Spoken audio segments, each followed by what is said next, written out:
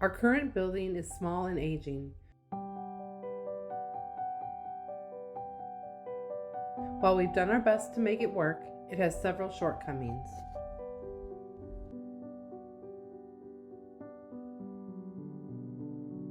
This is set up exactly how it was in 1992 when I came here, when Monica Miller was the director and I had come here for assistance and for food. And I remember thinking, there was a couple of ladies here and the register is usually here, and I remember thinking that there wasn't much privacy, even then.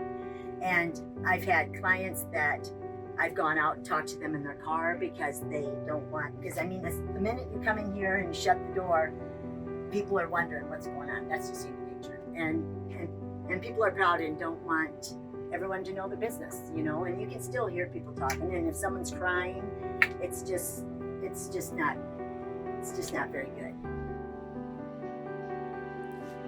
Our new building will have 2 private offices to allow our staff to have sensitive conversations in private during our clients' most vulnerable moments. Also, the separation of the food pantry from the thrift store will allow people to receive pantry items without having to interact with customers shopping at the thrift store.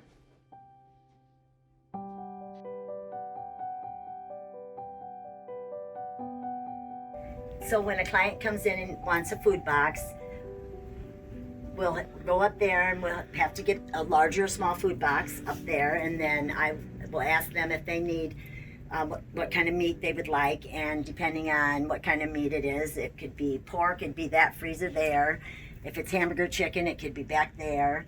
Then you come up here and you get their cereal and their bread, and you're running constantly. I mean, in different, you know. And if you're here by yourself, just in this part, you know, it's not very efficient at all, and it's very time consuming, I think, you know. I mean, there's a lot of wasted time.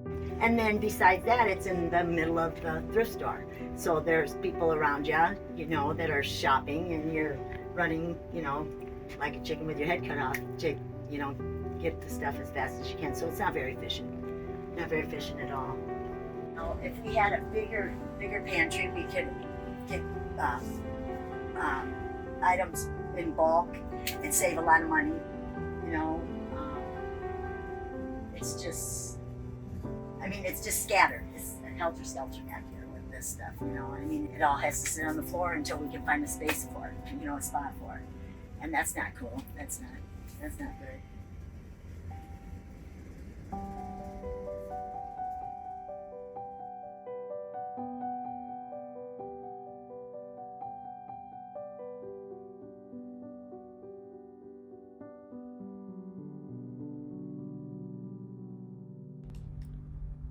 A larger food pantry will allow us to properly store donated food and be able to accept free and reduced cost bulk food from local food banks. Well, and one thing is our restroom is our dressing room, and the lighting's really bad in there, and that's kind of not cool at all, you know. I mean, because you'll have somebody out here having to use the restroom and they got somebody in there changing clothes. But they used to have just a shower curtain back there that they covered up, so I mean, at least we got a room and stuff. Our new building will have dressing rooms separate from the restrooms. This will provide a better experience for customers trying on clothing. Come to this door, they drop them off, and the girls will go through them and sort them, and hard goods generally stay over in this area, and then they are priced, and then they're put out on the floor, and then whoever happens to be going through the clothes sorts them, you know, by kid sizes, adults, winter clothes, summer clothes, and it just gets very, very tight in here. Very, very tight in here.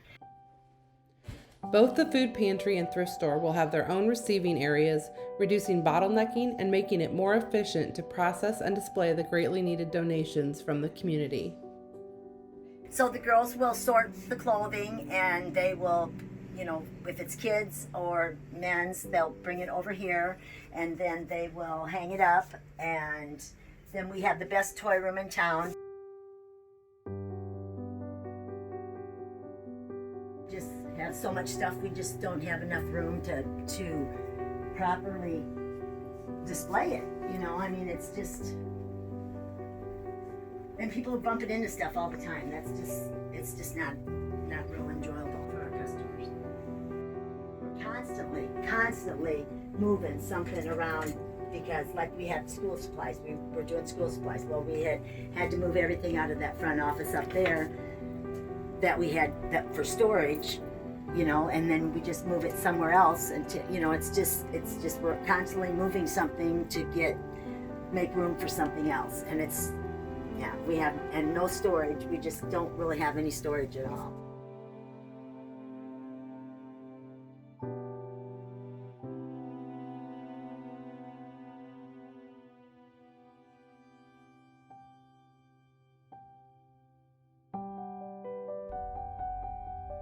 A larger thrift store will allow us to accept and sell more beneficial items such as furniture and appliances. In turn, this will generate more income to support our many services. You know, it just, I don't know. I think we could sell a lot more stuff if we had a bigger building. I think we could have a lot more revenue.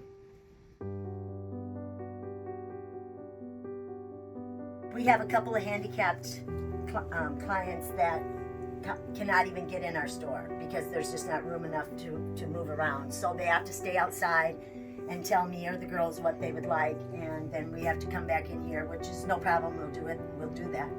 But it's just, you know, they would like to come in, be able to come in and be able to go through the aisles and have room and not be running into everything. So that was an issue.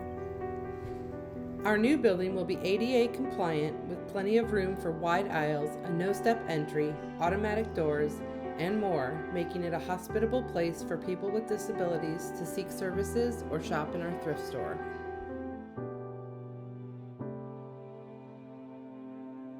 This spring, the toys a lot of the games were stuck to the wall from mold and mildew. Over the years, our aging building has had several problems with leaking water and mold. While we remedy the situation each time, it becomes costly and damages products, making them unusable. And we do have storage, thank God we do have storage, but I have to even bend over. It's like a half an attic, but and the stuff gets wet up there, and it's just not very good at all. But even more, it causes concern for the health and safety of our staff and volunteers. Very, very cramped, and the girls trip over stuff because it's just so cramped. Rather than continuing to patch our current building each year, a newly constructed building will solve the health and safety issues we experience.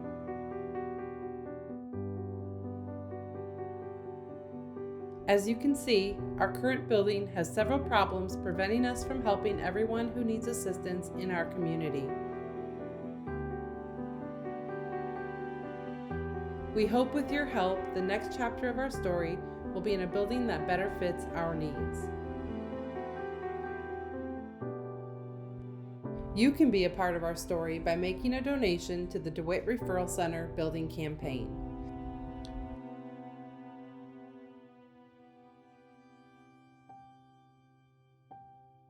Thank you for your consideration and helping us be able to continue serving our community.